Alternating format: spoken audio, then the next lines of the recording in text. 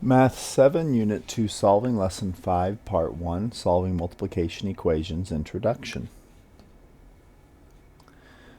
Okay, here's a list of true statements. We start with the obvious, 3 equals 3. Now we may add the same thing to both sides. That's called the addition property of equality. If you add the same thing to both sides, it's still true. We can also subtract the same thing from both sides, and it remains true. That's actually called the subtraction property of equality. We can multiply the same thing on both sides, and that's called the multiplication property of equality. And there's one more down here. We can divide the same thing on both sides, and it still remains true. That's called the division property of equality. The main idea here is that you can do it on both sides. So if you do it to both sides, you're generally in pretty good shape. You just have to make sure you do it correctly. Today we're focusing on multiplication and division.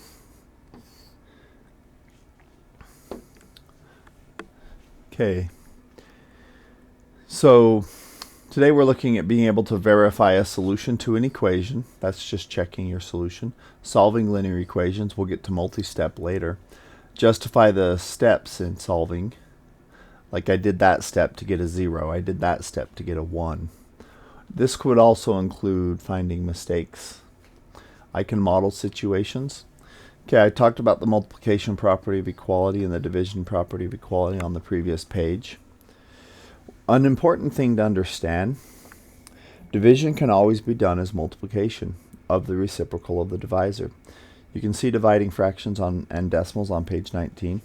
This allows you to change any multiplication term into a division term and vice versa. Two examples are given below. The division equation r divided by 5 equals 6 could be rewritten as the multiplication equation 1/5 r equals 6. This is probably the most important of the ones that are there for you to understand, is that r divided by 5 is the same as 1/5 times r. There's a couple ways you can see that. First, think of division. If we multiply by the reciprocal, this is r times, well, this would be 5 over 1, 1 over 5. So the first way to see it is multiplying by the reciprocal. A second way to see it is r over 5.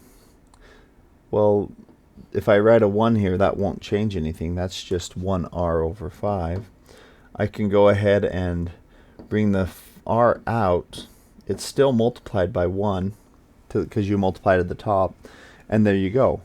R over 5 and 1/5 r, they end up meaning the same thing. And that's explained two ways for you. Okay. You also can change multiplication to division. This won't happen as often, but you could do 3f equals 9. Replace that with f over 1/3. So 3f equals f over 1/3. This, of course, wouldn't get used as often. And the way to show this is if you're taking f divided by 1/3, you would flip and multiply, and it'd be f times 3, which of course is the same as 3f. So multiplication can be changed into division. Although not going to be as useful, it still is the same concept as changing division into multiplication.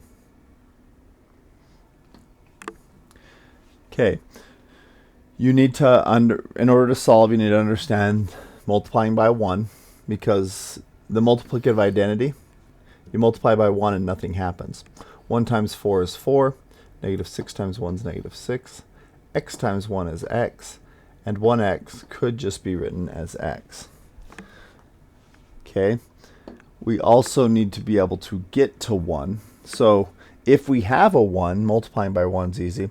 Also, maybe I should make mention, dividing by 1 is also super duper easy. If we divide by 1, nothing changes. So dividing by 1 is also the identity for division. Okay, if we're going to get to 1 though, using division, this will be the most common that students will use in solving to get to a 1. 3, we can divide 3 by 3 to get to 1. Look, we just divide by the same number. So you divide same number.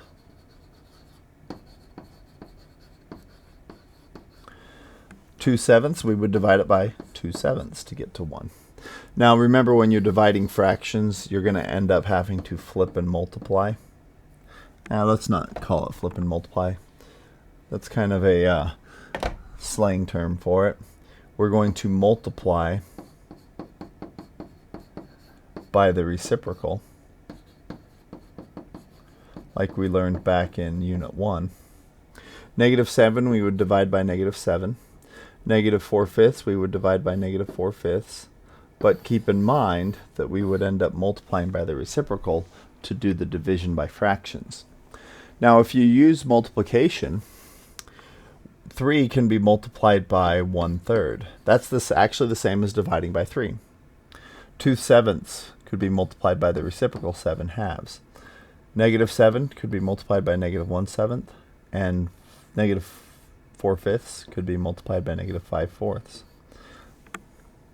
So this is the main idea. If it's not a fraction, I would just use division. If it is a fraction, I would use multiplication. So the foundation stones of solving, we've talked, the most important thing is that you do the same thing to both sides. And then you choose what to do. If it's addition and subtraction, you're trying to make a 0. If multiplication or division is involved, you're trying to make a 1.